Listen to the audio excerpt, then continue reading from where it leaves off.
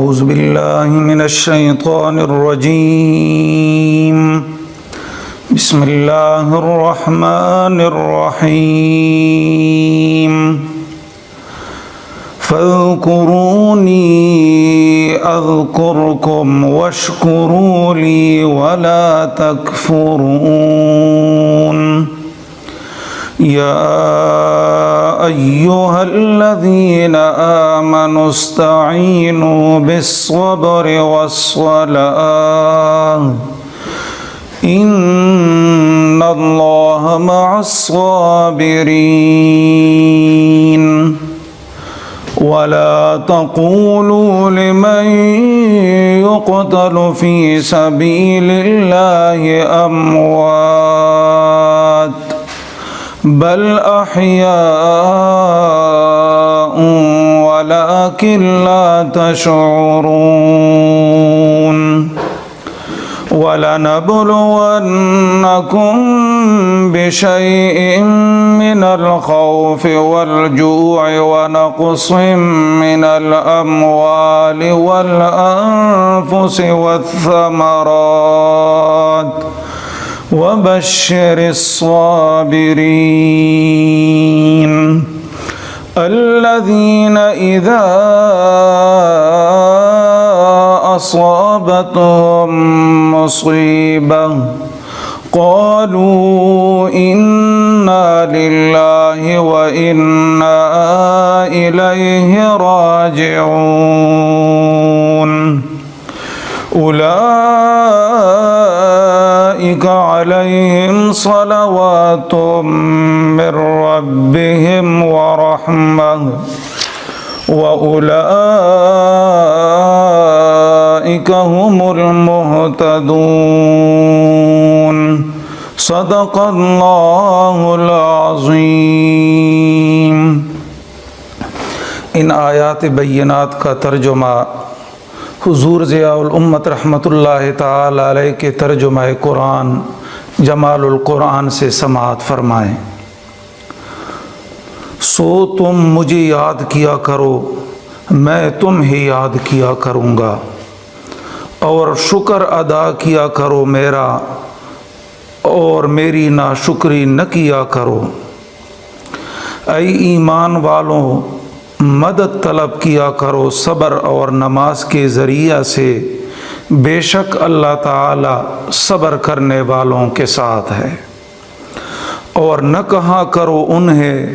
جو قتل کیے جاتے ہیں اللہ کی راہ میں کہ وہ مردہ ہیں،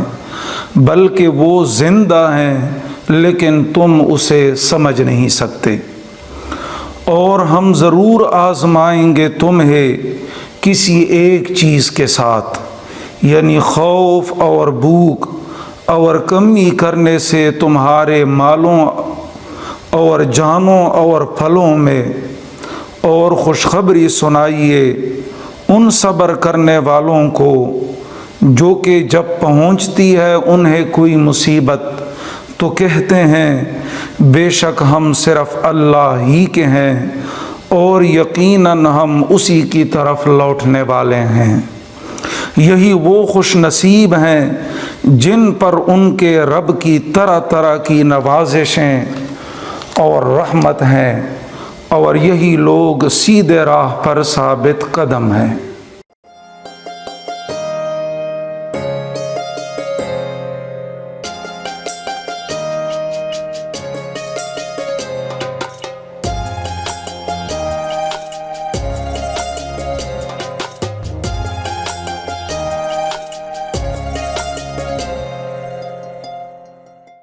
بسم اللہ الرحمن الرحیم، والصلاة والسلام علی سید الانبیاء والمرسلین وعلی آلہ الطیبین الطاہرین وازواجہ الطاہرات امہات المؤمنین واصحابہ الہادین المہدیین واولیاء امتہ وعلماء ملتہ اجمعین، اما بعد فاعوذ باللہ من الشیطان الرجیم، بسم اللہ الرحمن الرحیم۔ محمد الرسول اللہ والذین معہ اشداء علی الکفار رحماء بینہم تراہم رکعا سجدا یبتغون فضلا من اللہ ورضوانا سیماہم فی وجوہہم من اثر السجود ذالک مثلہم فی التوراۃ ومثلہم فی الانجیل صدق اللہ مولانا العظیم وبلغنا رسولہ النبی الکریم اللہم صلی علی سیدنا و مولانا محمد الفاتح لما اغلق والخاتم لما سبق ناصر الحق بالحق والہادی الی صراطک المستقیم وعلی آلہ حق قدرہ ومقدارہ العظیم۔ معزز سامعین و ناظرین، ایک مرتبہ پھر درس حدیث پاک کے عنوان سے Al-Karam on line study circle کے اس باوقار ممبر سے مرکزی دارالعلوم محمدیہ غوثیہ بیرا شریف سے آپ سے مخاطب ہوں۔ آج یکم رمضان المبارک ہے اور ہم سب روزے کی برکتیں سمیٹ رہے ہیں۔ دعا ہے اللہ رب العزت رمضان المبارک کے اس مہینے کی برکتوں سے ہمارے ملک سے اور پوری دنیا سے اس مہلک وبا کے اثرات ختم فرمائے اور پوری امت مسلمہ کو خیر و خوبی نصیب فرمائے۔ آج کے درس حدیث میں میں ایک ایسے جلیل القدر صحابی رسول صلی اللہ علیہ وآلہ وسلم کی زندگی کے چند گوشوں کا ذکر کرنا چاہتا ہوں کہ جن کی حضور صلی اللہ علیہ وسلم سے وابستگی اور محبت ایک لازوال قصہ محبت ہے۔ اس عظیم الشان صحابی کا نام حضرت سیدنا عقبہ بن عامر الجہنی رضی اللہ تعالی عنہ ہے۔ آپ مدینہ پاک میں رہتے تھے اور حضور صلی اللہ تعالی علیہ وسلم کے سفر ہجرت سے پہلے آپ بالکل ٹین ایجر اور ینگ جوان تھے۔ جب حضور صلی اللہ علیہ وآلہ وسلم مکہ مکرمہ سے ہجرت کر کے یثرب میں تشریف لائے اور اس کو اپنے قدوم میمنت لزوم سے مدینہ منورہ، مدینہ طیبہ اور طابہ بنا دیا اور آپ کے قدموں کی برکت سے وبائیں رخصت ہو گئیں اور مدینہ پاک میں ہر طرف نور ہی نور جلوہ فرما ہو گیا، اس وقت آپ جانتے ہیں کہ صحابہ کرام نے بڑا فقید المثال استقبال اپنے آقا و مولا صلی اللہ علیہ وآلہ وسلم کا کیا۔ اسی استقبال کے دنوں سے حضرت سیدنا عقبہ بن عامر کی زندگی کا وہ قصہ شروع ہوتا ہے جس نے ان کے نام کو لازوال اور بے مثال بنا دیا۔ وہ خود اپنا یہ واقعہ بیان کرتے ہیں، فرماتے ہیں کہ جب آقا نامدار صلی اللہ علیہ وآلہ وسلم مدینہ پاک میں جلوہ گر ہوئے اور آپ کے استقبال کی تیاریاں ہو رہی تھیں، ان دنوں میں سخت فقر و فاقہ اور بھوک کے عالم سے گزر رہا تھا۔ میرے پاس چند بکریاں تھیں اور ریوڑ تھا، وہی میری کل جمع پونجی اور متاع حیات تھی۔ میں اپنے ریوڑ کو لے کے مدینہ پاک سے دور کسی وادی میں نکل جاتا اور کئی دن وہاں گزار کے اپنے ریوڑ کا خیال رکھتا تاکہ اس کا دودھ اور اس کا گوشت جو ہے اسے بیچ کر میں اپنی گزر اوقات کر سکوں۔ جس دن حضور صلی اللہ علیہ وآلہ وسلم جلوہ گر ہوئے، اس دن بھی اتفاق سے میں اپنا ریوڑ لے کے کسی وادی میں نکلا ہوا تھا اور حضور صلی اللہ علیہ وسلم کے استقبال کی رسومات میں حاضر نہ ہو سکا، اور 2-3 دن کے بعد میرے ایک دوست نے اسی وادی میں پہنچ کے مجھے بتایا کہ تمہارے گھر اور تمہارے شہر میں ایک اللہ کا سچا رسول صلی اللہ علیہ وسلم جلوہ گر ہو گئے ہیں اور ان کا بڑا استقبال کیا گیا ہے اور لوگ ان کی راہوں میں اپنی آنکھیں بچھا رہے ہیں، دیدہ و دل فرش راہ کر رہے ہیں۔ تو حضرت عقبہ بن عامر فرماتے ہیں میرے دل میں بھی حضور کی ملاقات کا شوق پیدا ہوا۔ میں نے اپنی بکریاں اپنے اس دوست کے حوالے کیں اور خود دوڑتا ہوا مدینہ پاک میں حاضر ہوا۔ حضور صلی اللہ علیہ وآلہ وسلم اپنے صحابی حضرت ابو ایوب انصاری کے گھر میں آرام فرما تھے۔ میں حاضر ہوا، آپ کی زیارت سے اپنی آنکھوں کو ٹھنڈا کیا، سرکار دو عالم کی دست بوسی کی اور عرض کیا یا رسول اللہ مجھے بھی بیعت فرما کے اسلام کے دائرے میں داخل کر لیجئے، اپنے غلاموں میں مجھے بھی شامل فرما لیجئے۔ تو حضور صلی اللہ علیہ وسلم نے ان سے یہ سوال کیا جو دیگر صحابہ سے سوال آپ نہیں فرماتے تھے۔ آپ نے فرمایا ایما احب الیکا تبایعنی بیعتا اعرابیتا ام بیعتا ہجرہ، اے میرے غلام، اے عقبہ بن عامر، تو بتا میں تجھے کون سی بیعت کروں، اعرابیوں والی بیعت کروں، انصاریوں والی بیعت کروں یا مہاجرین والی بیعت کروں؟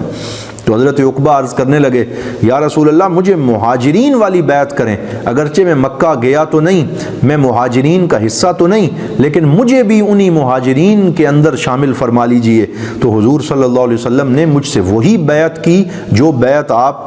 مہاجرین سے لیا کرتے تھے، اور یوں میں دائرہ اسلام میں داخل ہو گیا۔ اور پھر 2 دن میں نے اپنے آقا و مولا صلی اللہ علیہ وسلم کے پاس قیام کیا، اسلام کے کچھ ابتدائی احکام سیکھے، اور پھر مجھے میرے ریوڑ کا خیال آیا، میں واپس اسی وادی میں پہنچ گیا۔ وہاں ہم 12 لوگ رہتے تھے، لیکن حضور صلی اللہ علیہ وسلم کی باتیں سننے کا خیال جب ہمارے دل میں پیدا ہوا تو ہم نے سوچا ہم سارے تو ریوڑ چھوڑ کے حضور کی خدمت میں روز نہیں جا سکتے، چلو ایسا کرتے ہیں کہ ہم ہر روز اپنے ایک ساتھی کی ڈیوٹی لگائیں گے، وہ مدینہ پاک جائے، جا کے حضور کی محفل میں بیٹھے، سرکار کی باتیں سنے، اور پھر آ کے ہمیں اگلے دن وہ باتیں حضور صلی اللہ علیہ وسلم کی سنا دیا کرے، تاکہ حضور کا پیغام بھی پہنچتا رہے اور ہمارا ریوڑ بھی پلتا رہے۔ تو میں نے اپنے دوستوں سے کہا باری باری تم حضور کی بارگاہ میں جایا کرو اور سرکار دو عالم کا پیغام سن کے میرے پاس آیا کرو، میں ان کے ریوڑ کا خیال رکھتا۔ ہر روز ہمارا کوئی دوست مدینہ پاک چلا جاتا اور جا کر سرکار دو عالم کی احادیث کو سنتا، حضور کی زیارت کرتا اور آ کر مجھے سناتا۔ آج سرکار نے یہ ارشاد فرمایا ہے، آج حضور صلی اللہ علیہ وسلم نے یہ کرم نوازی فرمائی ہے۔ کچھ دن گزرے تھے کہ میرے دل میں خیال پیدا ہوا، اے عقبہ بن عامر، کب تک تو اپنے ریوڑ کو چرانے کے بہانے حضور کی صحبت سے دور رہے گا، سرکار کی محفل اور مجلس سے دور رہے گا؟ یہ ریوڑ پھر بھی ملتے رہیں گے، دنیا کے جاہو حشم پھر ملتے رہیں گے، سرکار کی صحبت شاید پھر نہ مل سکے۔ تو میں نے اپنا ریوڑ چھوڑ دیا اور سب کچھ چھوڑ چھاڑ کے حضور صلی اللہ علیہ وآلہ وسلم کی خدمت میں حاضر ہو گیا۔ محدثین کرام نے لکھا ہے کہ حضرت عقبہ بن عامر کو یہ خبر نہیں تھی کہ ریوڑ کو چھوڑ کے حضور کی خدمت میں جانے کا یہ فیصلہ جو میں کر رہا ہوں، اس سے میری زندگی میں کتنا بڑا انقلاب آنے والا ہے، کتنی بلندیاں مجھے ملنے والی ہیں اور کس کس منزل تک میں پہنچنے والا ہوں۔ بہرحال وہ سرکار دو عالم صلی اللہ علیہ وسلم کی خدمت میں پہنچ گئے اور پھر انہوں نے حضور کی صحبت کو یوں لازم پکڑ لیا، حدیث کے لفظ ہیں کَلُزُومِ الظِّلِّ لِلرَّجُلِ، جس طرح ایک سایہ کسی بندے کے ساتھ رہتا ہے اس طرح ہمیشہ وہ حضور صلی اللہ علیہ وآلہ وسلم کی خدمت میں رہتے، حضور کو وضو کروا رہے ہیں، سرکار دو عالم کے ساتھ نماز پڑھ رہے ہیں، کھانا حضور کی خدمت میں پیش کر رہے ہیں، اگرچہ انہوں نے اپنے آپ کو حضور صلی اللہ علیہ وآلہ وسلم کی خدمت کے لیے وقف کر لیا، اور یوں وقف کر لیا کہ سائے کی طرح ساتھ رہا تیرا تصور، تنہائی بھی ہم نے کبھی تنہا نہ گزاری۔ اور پھر حضور صلی اللہ علیہ وسلم کی خدمت یوں کرتے کہ احادیث میں یہ روایات موجود ہیں کہ آپ کی سواری کی نکیل اور لگام پکڑنے میں حضرت عقبہ بن عامر آگے آگے ہوتے، حتیٰ کہ حضور صلی اللہ علیہ وسلم محبت سے انہیں اپنی سواری میں پیچھے ساتھ سوار کر لیتے، اور عربی میں جسے ساتھ سوار کیا جائے اسے ردیف کہتے ہیں۔ تو حضرت عقبہ بن عامر کا یہ لقب مشہور ہو گیا، ہوا ردیف النبی صلی اللہ علیہ وسلم، کہ عقبہ تو وہ ہیں جو حضور کے ردیف ہیں، یعنی سرکار انہیں اپنی سواری پہ اپنے ساتھ بٹھاتے ہیں۔ یہ شرف اور یہ بلند مرتبہ حضرت عقبہ بن عامر کو نصیب ہوا، حضور کا وہ جسد اطہر اور سرکار دو عالم کا وہ وجود مقدس کہ جسے دیکھنے کے لیے ہزاروں عشاق ترستے ہیں اور جن کی زیارت کرنے کے لیے کئی لوگ جو ہیں وہ صبح و شام تڑپتے ہیں، حضرت عقبہ بن عامر کو سرکار کی زیارت بھی نصیب ہے، حضور کی خدمت بھی نصیب ہے، اور سرکار دو عالم کی سواری پہ حضور کے ساتھ بیٹھنا بھی نصیب ہے۔ اللہ تعالیٰ ان کے درجات کو مزید بلند فرمائے۔ حضرت سیدنا عقبہ فرماتے ہیں ایک دن میں حضور صلی اللہ علیہ وآلہ وسلم کی پاک سواری کی لگام پکڑے آگے آگے چل رہا تھا، سرکار دو عالم صلی اللہ علیہ وسلم نے مجھے فرمایا یا عقبہ الا اعلمک سورتین لم یرا مثلہن قط، اے عقبہ تو میری بڑی خدمت کرتا ہے، میں تجھے آج ایسی 2 صورتیں نہ سکھاؤں کہ جن جیسی اور 2 صورتیں کبھی بھی نہیں دیکھی گئیں یا کبھی بھی موجود نہیں ہیں، یعنی ان کی بہت زیادہ قدر و منزلت ہے۔ تو میں ہمہ تنگوش ہو گیا، اور میرے آقا صلی اللہ تعالی علیہ وسلم نے مجھے اپنے ساتھ سواری پہ سوار فرمایا، اور پھر مجھے یہ 2 صورتیں سکھائیں، قل اعوذ برب الفلق، قل اعوذ برب الناس۔ یہ دونوں صورتیں مجھے خاص طور پہ یاد کروانے کے بعد پھر نماز کا وقت ہوا، حضور صلی اللہ علیہ وسلم نے جماعت کروائی، اور اس جماعت میں بھی یہ دونوں صورتیں تلاوت فرمائیں، اور پھر فرمایا یا عقبہ اقرأہما کلما نمتا وکلما قمتا، جب بھی سوئے تو یہ 2 صورتیں پڑھ کے سویا کرو، اور جب نیند سے اٹھو تو یہ 2 صورتیں پڑھ لیا کرو۔ آج کے ان وائرس زدہ حالات میں بھی ہمیں اس حدیث پاک سے سبق لینا چاہیے۔ یہ وہ 2 صورتیں ہیں جو حضور صلی اللہ علیہ وسلم نے اپنے صحابی حضرت عقبہ بن عامر کو اور پوری امت کو خاص طور پہ تلقین فرمائی، رات کو سوتے ہوئے ضرور ان کا اہتمام کیا کریں اور ان کو پڑھ لیا کریں۔ پھر حضور صلی اللہ تعالی علیہ وسلم حضرت عقبہ فرماتے ہیں جب سرکار نے مجھے یہ سکھائیں، فما زلت اقرأہما ما امتدت بی الحیات، جب تک میری زندگی باقی رہی میں یہ 2 صورتیں پڑھنا کبھی نہ بھولا، کیونکہ خاص طور پہ میرے آقا صلی اللہ علیہ وسلم نے مجھے ان کا درس دیا تھا۔ اور پھر باقی زندگی میں صحابہ فرماتے ہیں کہ حضرت عقبہ بن عامر نے 2 چیزوں میں کمال پیدا کیا حضور کی خدمت کی برکت سے، ایک تو علم میں کمال پیدا کیا، اور دوسرا جہاد میں آپ نے کمال حاصل کیا۔ علم میں اتنا کمال حاصل کیا کہ صحابہ کرام میں آپ ایک قاری کی حیثیت سے، محدث کی حیثیت سے، فقیہ کی حیثیت سے، ادیب اور فصیح اللسان شاعر کی حیثیت سے آپ جو ہے وہ مشہور ہو گئے۔ یعنی وہ ایک شخص جو صرف بکریاں چراتا تھا، جن کو بالکل زمانے کے ان معاملات کی خبر نہیں تھی، سرکار دو عالم صلی اللہ علیہ وسلم کی غلامی میں آنے کے بعد عالم، فقیہ، محدث، قاری اور اس کے ساتھ ساتھ ادیب اور فصیح اللسان شاعر بن گئے، اور بہت سے آپ نے شعر بھی جو ہیں وہ کہے ہیں۔ لیکن قرآن پڑھنے میں آپ کو یہ کمال اور ملکہ حاصل تھا کہ جب آپ قرآن پڑھتے تھے تو صحابہ کرام سن کے رو دیا کرتے تھے، حتیٰ کہ حضرت سیدنا عمر فاروق رضی اللہ تعالی عنہ انہیں کہتے مجھے قرآن سناؤ، اور جب حضرت عقبہ بن عامر پڑھنا شروع کرتے تو حضرت سیدنا عمر فاروق کی ہچکی بند جایا کرتی تھی۔ اور پھر جہاد میں، اور یہ بھی آپ کے بارے میں موجود ہے کہ آپ وہ خوش نصیب صحابی ہیں جنہوں نے اپنی زندگی میں، جب کہ قلم اور کاغذ ملنا بہت مشکل تھا، چمڑے کے اوپر لکھا جاتا تھا، آپ نے اپنی زندگی میں پورے قرآن پاک کا نسخہ اپنے ہاتھوں سے لکھا۔ تو یعنی یہ چند ان صحابہ میں شامل ہیں جو کاتبین وحی میں ہیں، انہوں نے پورا قرآن اپنے ہاتھ سے لکھا، اور وہ نسخہ مصر میں محفوظ تھا، 800 سال تک محفوظ رہا، اور پھر کچھ صدیاں پہلے وہ جو نسخہ تھا جب وہاں پہ فسادات ہوئے تو وہ کہیں گم ہو گیا، لیکن آپ نے پورے کا پورا نسخہ جو ہے وہ اپنے ہاتھ سے لکھا۔ اور پھر جہاد میں غزوہ احد میں شریک ہوئے، اس کے بعد تمام غزوات میں حضور صلی اللہ علیہ وآلہ وسلم کے ساتھ شریک ہوئے، لمبی عمر پائی، اور پھر حضرت ابو بکر کے دور میں جہاد کیا رضی اللہ تعالیٰ عنہ۔ پھر سیدنا عمر فاروق رضی اللہ تعالیٰ عنہ نے ان کو حضرت ابو عبیدہ بن الجراح کے ساتھ دمشق کی فتح میں بھیجا، اور وہاں جب فتح آپ نے حاصل کی اور بھرپور جہاد کیا تو حضرت ابو عبیدہ نے دمشق کی فتح کی خوشخبری سنانے کے لیے حضرت عقبہ بن عامر کو گھوڑا دیا اور کہا تیز رفتار گھوڑے پہ بیٹھ کے جاؤ اور حضرت سیدنا عمر فاروق امیر المومنین رضی اللہ تعالیٰ عنہ کو خوشخبری دو کہ حضور کے غلاموں نے دمشق فتح کر لیا۔ تو جب آپ یہ خوشخبری لے کے پہنچے تو حضرت عمر نے پھر ان کو مصر کی فتح کا پروانہ دے کے جو صحابی روانہ کیے گئے تھے حضرت عبداللہ بن عمر بن عاص کے ساتھ، ان کو وہاں بھی روانہ کیا۔ آپ نے مصر کے جہاد میں بھی حصہ لیا، اور وہ صحابی جو صرف ریوڑ چرایا کرتے تھے، سرکار کی غلامی کی برکت سے ان کو یہ شرف ملا کہ دمشق کی فتح میں بھی شریک ہوئے، اور پھر مصر جب فتح ہوا تو اس میں بھی جھنڈا اٹھانے والوں میں آگے آگے دیگر صحابہ کے ساتھ حضرت عقبہ بن عامر بھی تھے۔ تو آپ کو 3 سال تک دمشق کا گورنر اور والی مقرر کیا گیا، باقی زندگی پھر مصر میں گزاری، اور وہیں لوگوں کو حضور صلی اللہ علیہ وسلم کی حدیث سنایا کرتے، نماز پڑھایا کرتے، اور سرکار دو عالم صلی اللہ تعالی علیہ وسلم کی خوبصورت یادیں اپنے جو دوست تھے ان میں تقسیم کیا کرتے تھے۔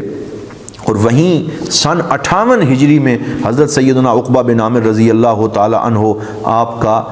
وصال ہوا اور آپ کو القرافۃ الکبریٰ نامی قبرستان میں مصر میں دفن کیا گیا۔ جب میں جامعۃ الازہر مصر میں زیر تعلیم تھا تو مجھے یہ شرف نصیب ہوا کہ بارہا حضرت سیدنا عقبہ بن عامر رضی اللہ تعالی عنہ کے مزار پر انوار پہ حاضری نصیب ہوئی۔ اللہ تعالیٰ ان کے مزار پہ کروڑوں رحمتیں نازل فرمائے، جنہوں نے ہمیں سرکار کی احادیث سنائیں، جنہوں نے حضور صلی اللہ تعالیٰ علیہ وسلم سے صورتیں سن کے آگے امت تک پہنچائیں اور قرآن کا فیض عام کیا۔ آئیے رمضان المبارک کے ان دنوں میں ان صحابہ کو یاد کرتے ہوئے ہم بھی قرآن کی تلاوت کریں، حضور کی احادیث پاک کو سنیں اور ان پہ عمل کریں۔ دعا ہے اللہ رب العزت ہمیں عمل کی توفیق عطا فرمائے۔ وآخر دعوانا ان الحمد للہ رب العالمین۔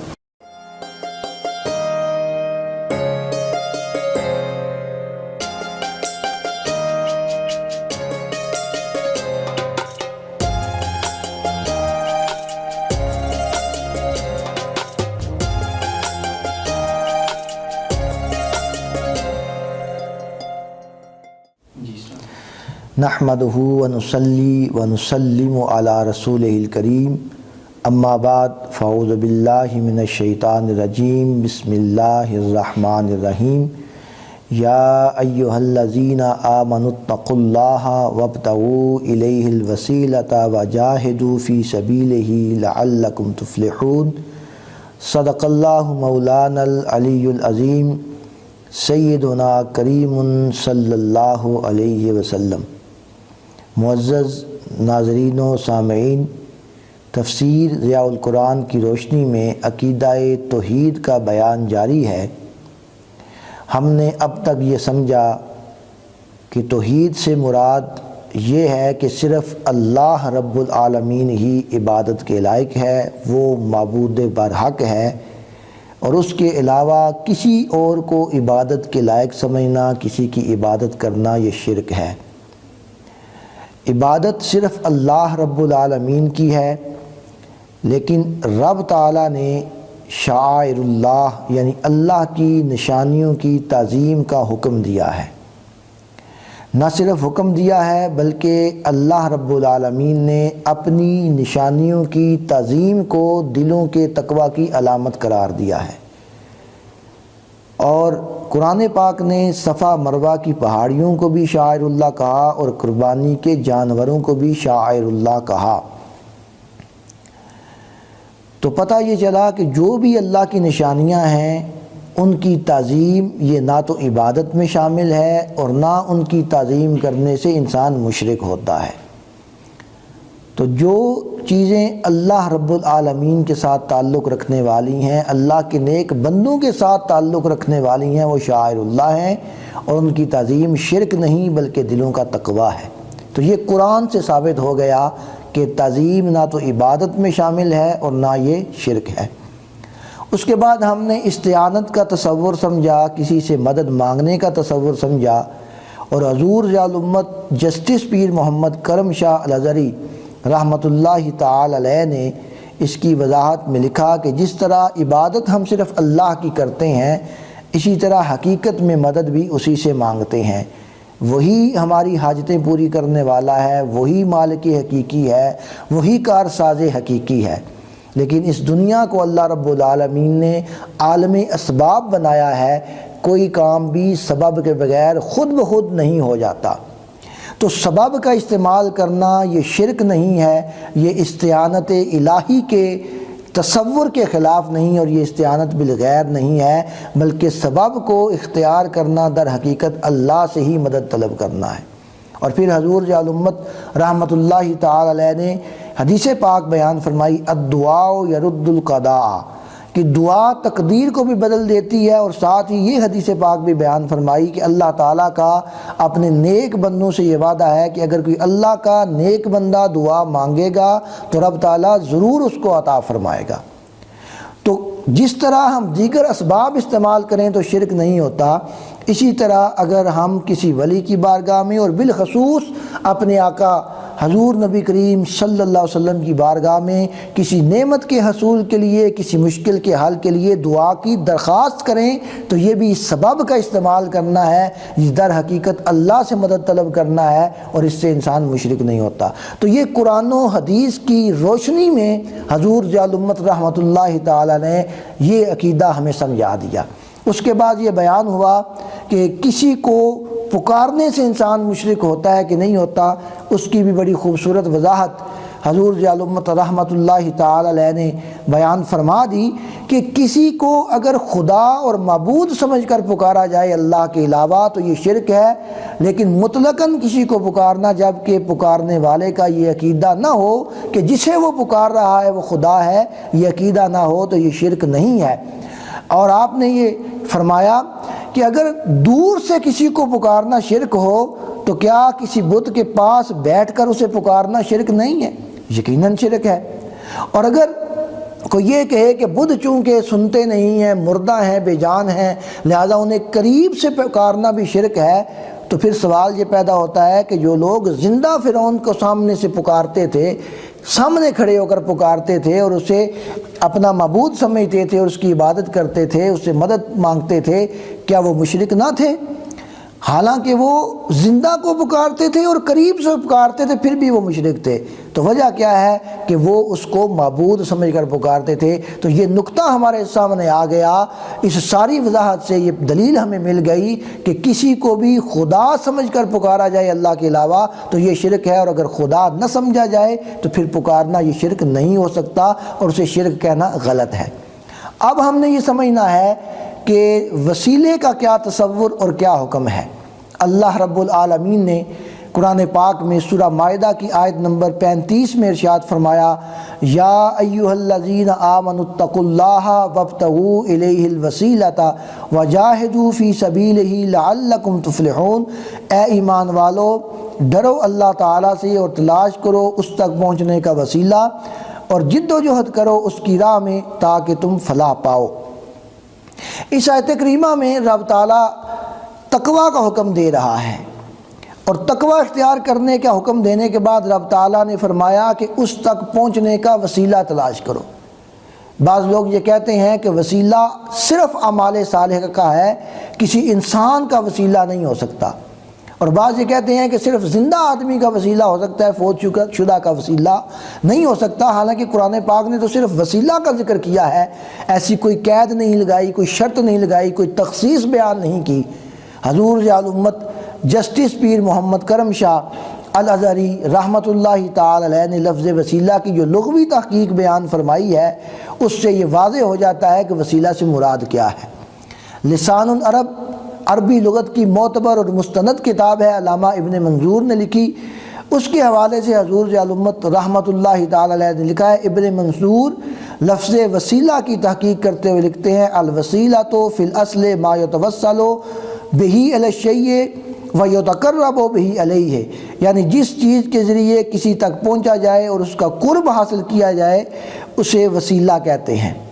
اور تفسیر کشاف کے حوالے سے آپ نے لکھا والوسیلۃ کل ما یتقرب بہ،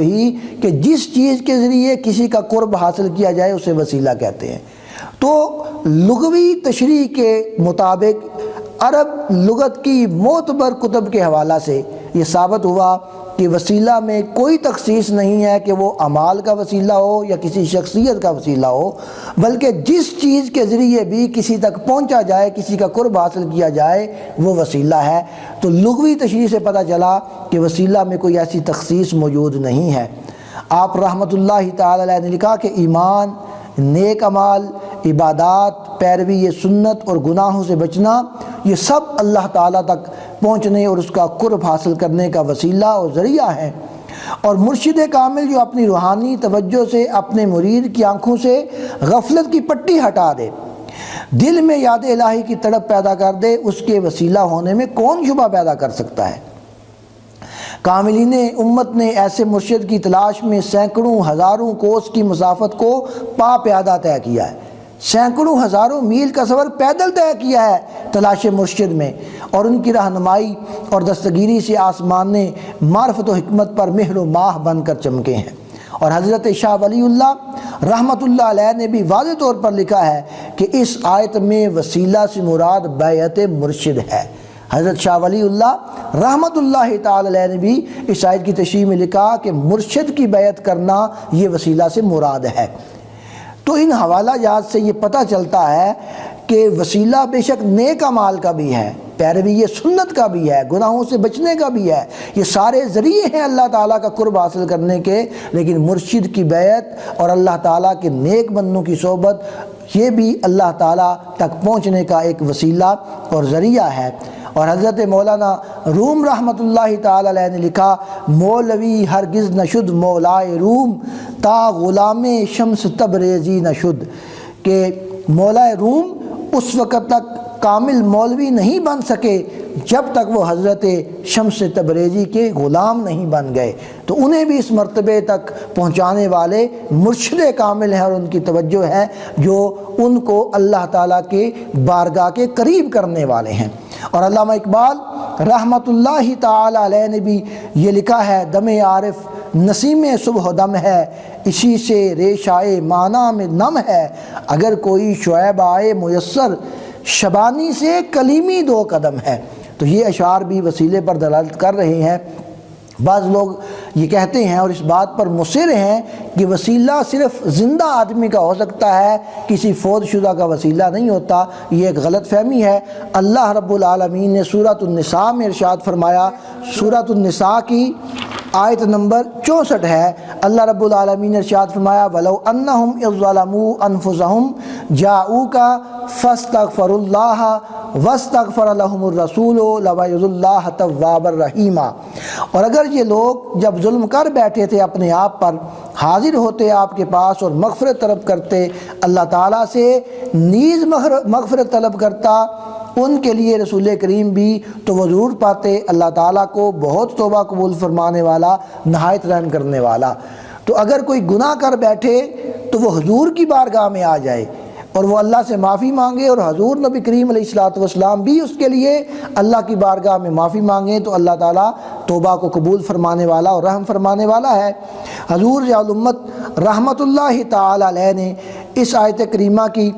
تفسیر میں لکھا ہے، یعنی اے رحمت مجسم، اگر یہ دنیا بھر کے قصور کر کے اور اپنی جانوں پر طرح طرح کے ظلم توڑنے کے بعد بھی نادم اور تائب ہو کر تیرے حضور میں حاضر ہوں، تو ان پر اپنا در کرم باز رکھ، یعنی کھلا رکھ۔ جب ان کی شفاعت و بخشش اور رستگاری کے لیے تیرا ہاتھ میری بارگاہ جود و عطا میں اٹھے گا، تو ہاں وہ کتنے گناہ گار، روسیا اور بدکار کیوں نہ ہوں، تیرے رب کی رحمت ان کو مایوس نہیں کرے گی۔ حضور ضیاء الامت رحمۃ اللہ علیہ نے علامہ قرطبی کے حوالے سے ایک روایت لکھی ہے کہ حضرت سیدنا علی کرم اللہ وجہ الکریم سے مروی ہے کہ آپ فرماتے ہیں، حضور صلی اللہ علیہ وسلم کے وصال کے 3 روز بعد ایک اعرابی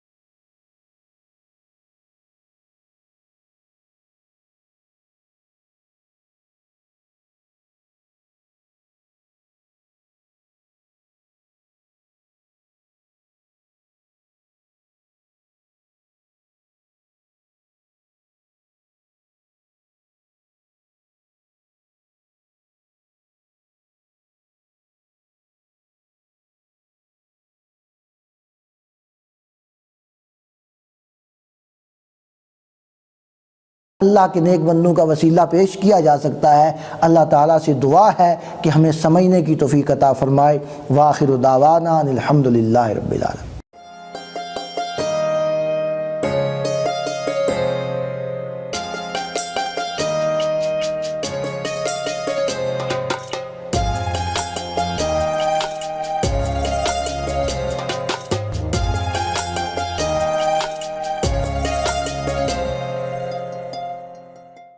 اعوذ باللہ من الشیطان الرجیم، بسم اللہ الرحمن الرحیم۔ ناظرین اکرام، السلام علیکم ورحمۃ اللہ وبرکاتہ۔ مرکز علم و عرفان دارالعلوم محمدیہ غوثیہ بھیرا شریف سے پروگرام ضیاء شریعت میں آپ کے فقہی مسائل کے جوابات کے ساتھ ایک دفعہ پھر آپ کی خدمت میں حاضر ہوں۔ بہت سارے دوست و احباب نے یہ سوال بارہا پوچھا ہے کہ موجودہ حالات میں حکومت کی طرف سے جو 20 نکاتی تجاویز دی گئی ہیں ان میں مساجد کے اندر نماز جمعہ اور دیگر پنجگانہ نماز کے دوران 2 صفوں کے درمیان 6 فٹ کا فاصلہ رکھنے اور 2 نمازیوں کے درمیان دائیں اور بائیں 3 فٹ کا فاصلہ رکھنے کا مشورہ دیا گیا ہے۔ تو کیا نمازیوں کے درمیان فاصلہ ہو یا صفوں کے درمیان اتنا فاصلہ ہو تو نماز ہو جاتی ہے؟ عمومی حالات میں تو صفوں کے درمیان فاصلہ نہ کرنے کا حکم ہے اور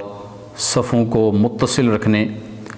اور نمازیوں کا آپس میں کندھے سے کندھا ملا کے پاؤں سے پاؤں ملا کے کھڑا ہونے کا حکم ہے، اور احادیث مبارکہ کے اندر رسول اللہ صلی اللہ علیہ وآلہ وسلم نے بارہا صفوں کو متصل کرنے کا حکم ارشاد فرمایا، اور فرمایا سووا صفوفکم فإن تسویۃ الصفوف من اقامت الصلاۃ، اور ایک حدیث میں اتمام الصلاۃ کے الفاظ بھی ہیں۔ تو عمومی حالات میں صفوں کو متصل رکھنا چاہیے اور نمازیوں کا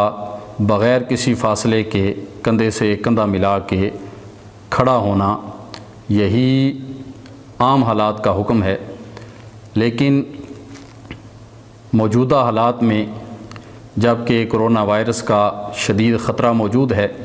اور ماہرین طب اور ڈاکٹر حضرات سوشل ڈسٹینس کا بار بار مشورہ دے رہے ہیں، تو اس لیے علماء کرام نے، مفتیان اعظام نے بامی مشورہ کے ساتھ دلائل شرعیہ کو مد نظر رکھتے ہوئے حکومت کا ساتھ دیا، اور حکومت کی اس میٹنگ میں ہر مکتبہ فکر کے جید علماء کرام بھی موجود تھے۔ تو ڈاکٹر حضرات اور علماء کرام کے بامی مشورہ کے بعد اور نصوص شرعیہ کو مد نظر رکھتے ہوئے 2 صفوں کے درمیان 6 فٹ کا فاصلہ رکھنے اور 2 نمازیوں کے درمیان 3 فٹ کا فاصلہ رکھنے کا فیصلہ کیا گیا، اور یہ ہمارے فقہی لٹریچر کے اندر موجود بھی ہے، اور فتاوی عالمگیری میں بڑے واضح انداز میں اس کو بیان کیا گیا ہے کہ مسجد کا حکم اور فنائے مسجد کا حکم یہ ہے کہ مسجد کے اندر اور فنائے مسجد کے اندر صفوں کا متصل رکھنا یہ شرط نہیں ہے۔ اگر مسجد کے اندر یا فنائے مسجد کے اندر صفوں کے اندر اتصال نہ بھی ہو اور درمیان میں فاصلہ ہو تو پھر بھی نماز ہو جاتی ہے، اور وہ وہاں مثال دی گئی ہے کہ امام محراب میں کھڑا ہے، حال میں کھڑا ہے، جماعت کروا رہا ہے، اور ایک آدمی یا کچھ افراد مسجد کے صحن میں یا فنائے مسجد میں کھڑے ہو کے اس امام کی اقتداء کرتے ہیں، اور درمیان میں بہت سارا فاصلہ ہے، مسجد بھری ہوئی بھی نہیں ہے اور درمیان میں فاصلہ موجود ہے، تو پھر بھی فنائے مسجد کے اندر کھڑے ہو کے اقتداء کرنے والوں کی اقتداء درست ہو جائے گی، کیونکہ مسجد جو ہے وہ علامہ شامی نے لکھا کہ مسجد مکان واحد کی طرح ہوتی ہے، تو درمیان میں اگر خلا ہو بھی تو وہ اقتداء کے معنی نہیں ہے۔ تو اس لیے موجودہ حالات میں عذر کے پیش نظر صفوں کے درمیان اگر فاصلہ 6 فٹ کا ہو جائے اور نمازیوں کے درمیان 3 فٹ کا فاصلہ ہو جائے تو یہ احتیاطی تدابیر میں سے بھی ہے، اور فقہی اعتبار سے بھی اس طرح نماز درست ہو جاتی ہے۔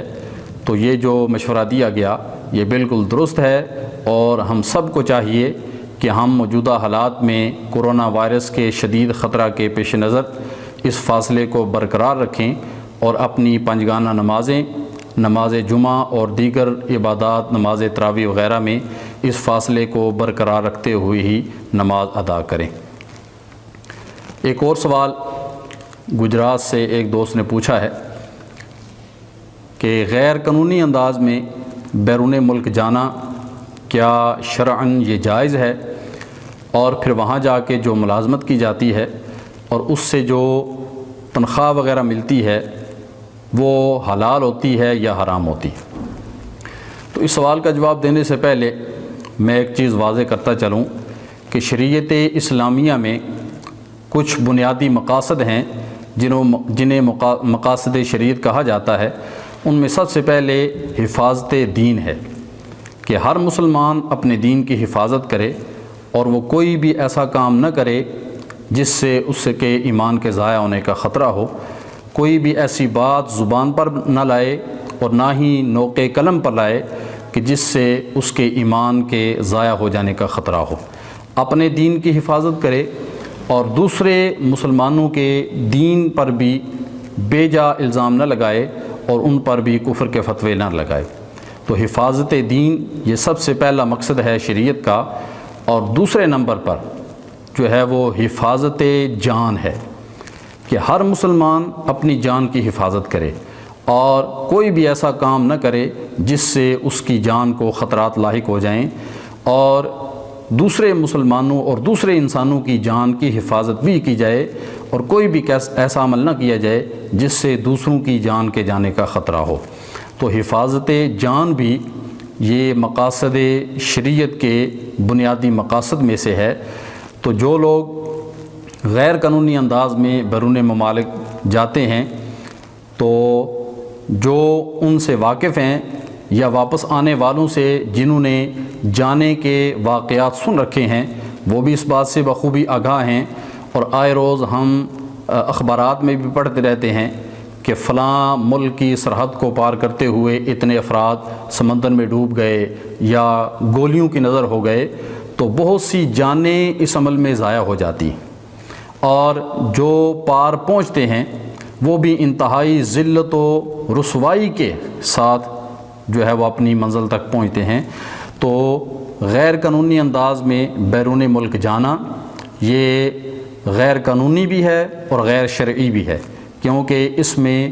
جان کو خطرے میں ڈالنا ہے، اور قرآن نے واضح طور پہ ارشاد فرمایا لا تلقوا بأیدیکم الی التہلکۃ، کہ خود کو ہلاکت میں مت ڈالو۔ تو غیر قانونی انداز میں جانے سے جان کا خطرہ بھی ہے اور اس میں انتہائی ذلت و رسوائی بھی ہے، تو اس انداز میں غیر قانونی انداز میں جانا یہ قطعاً جائز نہیں ہے۔ اور سوال کا دوسرا حصہ یہ ہے کہ وہاں جا کے جو نوکری کرتا ہے اور اسے جو تنخواہ وغیرہ ملتی ہے کیا وہ کمائی اس کے لیے حلال ہے؟ تو وہ نوکری اگر فی نفس ہی جائز ہو اور اس میں کوئی بھی حرام کام نہ کیا جائے یا کسی حرام چیز کو نہ بیچا جائے اور فی نفس ہی وہ نوکری جائز ہے تو اس سے حاصل ہونے والی آمدن بھی جائز ہوگی۔ اور اگر وہ نوکری فی نفس ہی حرام ہے، اس میں ناجائز کام کرنے پڑتے ہیں، حرام چیزوں کی ڈیلیوری کرنی پڑتی ہے اور حرام چیزیں بیچنی پڑتی ہیں، شراب یا خنزیر کا گوشت یا دیگر ایسی چیزیں، تو پھر وہ نوکری بھی جائز نہیں ہوگی اور اس سے حاصل ہونے والی تنخواہ اور آمدن بھی استعمال کرنا حلال نہیں ہوگا، حرام ہوگا۔